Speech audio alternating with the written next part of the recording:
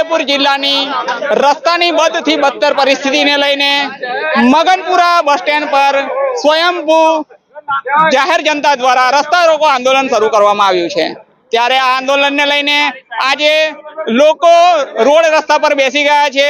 શું માંગણી છે એમની એ વાત કરીશું આપણા સાથે વડીલ આપણા કાર્યકર એવા નટુભાઈ સાથે।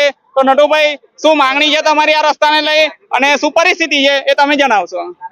તમામ પુલો બંધ થઈ જવાને કારણે આ વડતલાવ ચોકડી રંગલી ચોકડીથી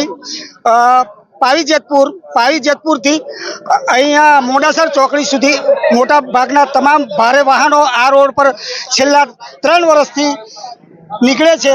તો અમારી આ રસ્તો તૂટીને બિલકુલ ખલાસ થઈ ગયો છે। તો અમારી સરકારને અને પદાધિકારીઓને એક જ નમ્ર વિનંતી છે કે 3 વર્ષ થઈ ગયા હોવા છતાં આ રસ્તો તમે રિપેર કેમ નહીં કરતા।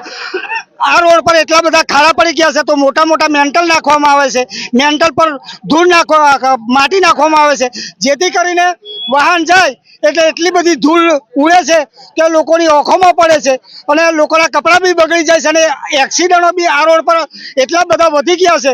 તો સરકારને એટલી વિનંતી કે જ્યારે તમે એવું કહેતા હતા કે દિવાળી પહેલાં તમામ રસ્તાઓ રિપેર થઈ જશે, પણ દિવાળી બી ગઈ, નોની દિવાળી બી ગઈ, નોની દિવાળી ગયા પછી બી આ 15 દિવસ થઈ ગયા, પણ હોવા છતાં આ રોડ રસ્તા અમારા થયા નહીં અને હાલમાં મોટા મોટા મેન્ટલ આ રોડ પર નાખવામાં આવે છે, એની પર ધૂળ નાખવામાં આવે છે અને એટલી બધી ધૂળ ઉડે છે કે એક્સિડન્ટો વધારે થાય છે।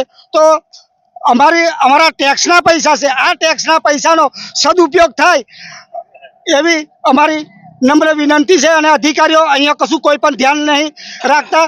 જ્યારે અમે એમને વાત કરીએ છીએ કે થઈ જશે, પણ છેલ્લા 3 વર્ષથી કશું થતું નહીં। તો નવો રસ્તો આ બનાવવામાં આવે એવી અમારી અપીલ છે। નવા રસ્તાની માંગ સાથે નટુભાઈ આપણને વાત કરી છે, પણ સાથે સાથે અહીંયા આ વિસ્તારના એવા અગ્રણી એવા આપણા પ્રદીપસિંહ વાસદિયા આપણી સાથે છે। પ્રદીપસિંહને આપણે પૂછવું છે કે પ્રદીપસિંહ, છેલ્લા 3 વર્ષથી બદથી બદતર પરિસ્થિતિ છે આ રોડની અને તંત્ર કોઈ ધ્યાન નથી લેતું, ત્યારે આ જગ્યા ઉપર આજે તમારી શું માંગણી છે, શું માંગણીને લઈને તમે ભેગા થયા છો? જય માતાજી, મારું નામ પ્રદીપસિંહ વાસદિયા, ગામ વાંટા। જ્યારે ભારત નદીનો બ્રિજ તૂટ્યો ત્યારથી વૈકલ્પિક માર્ગ NH56ની જગ્યાએ આ માર્ગ ગામડાના માર્ગનો ઉપયોગ કરવામાં આવે છે। ત્યારથી આ રોડ કચ્ચર ઘાણ થઈ ગયો છે, ભારે વાહનો જાય છે, 70-80 ટનના રેતીના ભરેલા હાઈવા જાય છે અને એની લીધે ભારે એક્સિડન્ટો થાય છે। એટલે આને 3 વર્ષથી જેતપુરની વનકુટીરથી મોડાસર ચોકડીનો ભંગાર રસ્તો થઈ ગયેલો છે અને ભારે વાહનો ચાલુ હોવાથી ભયંકર એક્સિડન્ટ થાય છે, ધૂળની ડમરીઓ ઉડે છે, લોકોના આંખમાં કચરા પડે છે અને કપચા પૂરીને ઉંમર માટી કામ કરીને તંત્ર સંતોષ માને છે, એ બિલકુલ વ્યાજબી નથી। ભારે વાહનો બંધ કરો અને અમારી સલામતી પર ધ્યાન આપો, એટલું જ કહીને મારી માગણીને મેં બુલંદ કરવા માંગુ છું। આ બધા યુવાનો આજુબાજુના 20 ગામના આવ્યા છે, બધાનો એક જ લાગણી છે કે આ રસ્તો રિપેર કરો અને ભારે વાહનો બંધ કરો।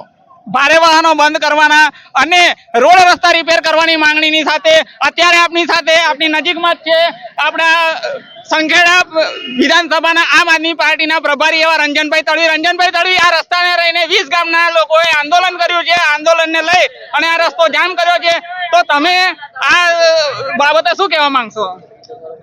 હું તો એક જ વસ્તુ કહેવા માંગુ છું કે ભારતીય જનતા પાર્ટી આંધળી બેરીને મૂંગી અને અહીંના જે નેતાઓ જે છે, તમે યાત્રાઓ લઈને નીકળી પડો છો, તમને શરમ આવી જોઈએ।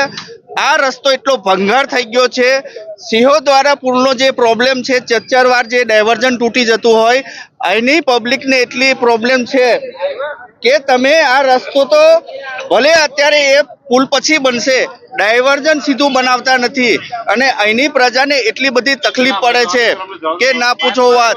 અહીંયા જે વાહનોને નુકસાન થાય છે, મેટલો નાખેલા છે, તમારા જો સાહેબ આવતા હોય તો તમે બીજા જ દિવસે ઠીંગરા મારો છો, નવા રોડ બનાવો છો, તો તમારે હવે આ પબ્લિક જે અત્યારે હવે જાગી ગઈ છે, જો તમે સુધરો નહીં તો અહીંના ધારાસભ્ય છે, તાલુકા પંચાયત, જિલ્લા પંચાયત, સાંસદ છે, તમારા ઘરે આ પબ્લિક ઘેરાવો કરશે।